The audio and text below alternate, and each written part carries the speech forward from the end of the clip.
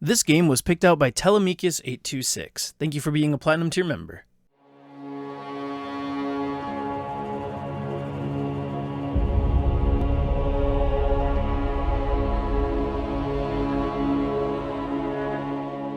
Hey everyone, g-scotty here. In this series, I try to get an hour of gameplay for every dollar spent on a certain game. So, with that in mind, is Banishers Ghost of New Eden worth $1 an hour?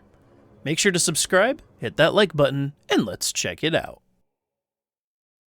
So, does anyone remember that this game exists? No? I'm gonna be 100% real with y'all. I basically had no idea this game existed. In fact, as I'm writing this script for this video, I just remembered that a while ago I saw the first trailer for Banishers without knowing what it was, and then absolutely nothing after that. Was this game poorly marketed, or did I just not pay any attention? Or both? Yeah, maybe both. Well, in any case, I was charged to play this game, so play it I shall. It looks like a pretty cool experience, so I'm looking forward to this.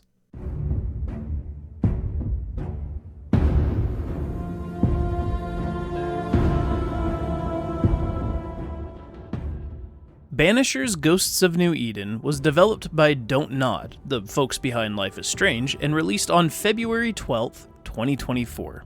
In the year 1695, in the settlement of New England, there is a plague of curses that haunt the settlers. A powerful curse known as a nightmare haunts New Eden, and Banishers Antea and Red, who are also lovers, arrive to the new land to exorcise, or rather, banish, the fiend. Unfortunately, the two are woefully unprepared, and the nightmare kills Antea and leaves Red for dead. Red is treated by a witch, and on the road back to New Eden, he finds Antea's ghost.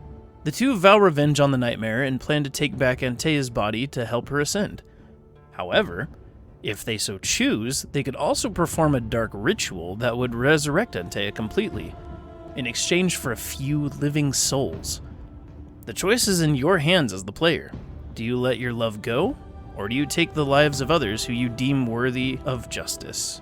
In my opinion, Banishers has a very, very, very good story. The setting, the dialogue, and the characters all shine immaculately. I had no idea that I needed a ghost hunter mystery story that took place in 17th century New England, but now that I have it, I'm incredibly happy. Though very supernatural, the game's stakes feel refreshingly personal, whether it's getting closer to Antea's body, or finding clues to make accusations for or against the haunted. The chemistry with every character is palpable, and there is no better example of this than our titular characters Red and Antea. I am a huge sucker for a good love story, but sadly it can be difficult to find genuinely good chemistry amongst two individuals in stories. That is not the problem here with Red and Antea. They feel like real people who are not just lovers, but best friends. The pain they both feel and the brief moments of warm reflection speckled throughout, they're absolutely heartfelt and authentic. You feel for these two and want them both to be happy, and the looming, unknown fate that's just around the corner only makes you feel more invested in what happens in every story beat. Even though the two main characters are the highlight, I can't stress enough how wonderful, if not tragic, or absolutely terrible, each of the characters you investigate are. I found myself really invested in the narrative of everyone's story. Now, the game isn't just detective work. You have to fight various ghosts who dot the new world. Unfortunately, this is where I think the game stumbles a bit. Not necessarily, this is where it falls flat, but this is where the game stumbles. The combat is perfectly serviceable, and the ability to switch between Red's conventional weaponry and Antea's spectral powers is very fun, but it does feel rough and unrefined. I found myself struggling with the camera a good bit, and switching between enemies and some button commands felt flighty and pretty unresponsive. I found myself a bit unenthused when it came to random horde encounters. It wasn't terrible, but I more or less would rather, immerse myself in the compelling mysteries around me. The jank around the combat, and even around the basic controls of the menu navigation, really started to bog down my enjoyment of the overall experience. But I kept coming back solely for the undeniable intrigue I had for the characters, especially, once again, Antea and Red. Banishers really is a fun time. If it was patched to have some bug fixes, consistent frame rates, and smoother combat and navigation, I could see this game getting a lot more talk around it, and I would love that if that happened. As it stands, I find it to be an imperfect, yet very compelling experience, though.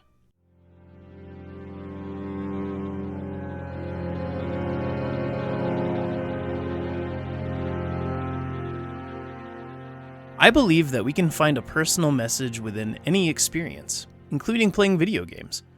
With that being said, what did Banishers teach me? It's really difficult to think about how one day we're going to have to let go of the ones who we love the most. I don't even like to think about it casually. It's just something that I don't have the bravery to do, because I know the moment I do try to entertain those thoughts, I'll just find myself absolutely weeping and my heart filling with anxiety.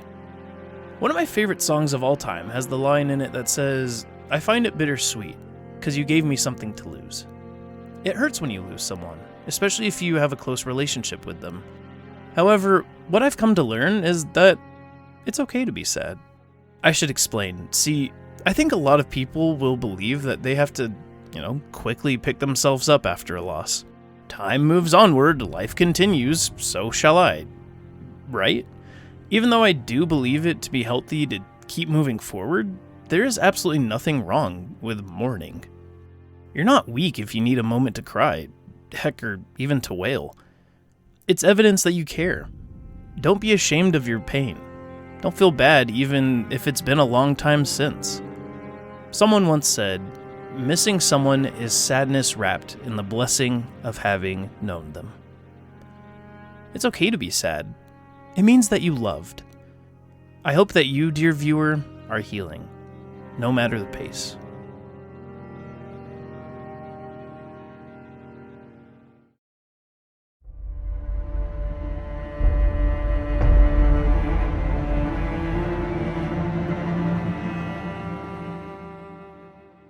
Banishers Ghosts of New Eden is an anomaly to me. See, I love so much about the whole experience it offers. A really strong narrative, immersive lore, and characters that are so charismatic and gripping. I think it's a magnificent original IP, and I want to see more of this world of Banishers and Ghosts alike. That being said, I don't think this game is perfect. In fact, there are some perturbing inconveniences that make it somewhat rough to want to get back into the game. The bits of jank dotted throughout can really add up and become painfully noticeable at times. However, what this game gets right, and it gets a lot of things right, is magnificent and keeps me coming back for more. Overall, it pains me to learn that the game was a commercial failure, because despite its rough edges, Banishers is a beautiful gem that has a lot to offer to those who would be immersed in it. So, what's the final verdict? Is Banishers Ghosts of New Eden worth $1 an hour? Maybe, on a discount. A massive thank you to all of you who are members of the channel, especially the biggest patrons of the month, my pal Johnny Appleseed and Telemachus826. If you want to support the channel and gain access to cool perks like exclusive videos, stream VODs, and more, click the join button to learn how. Love, peace, and chicken grease. Bye-bye.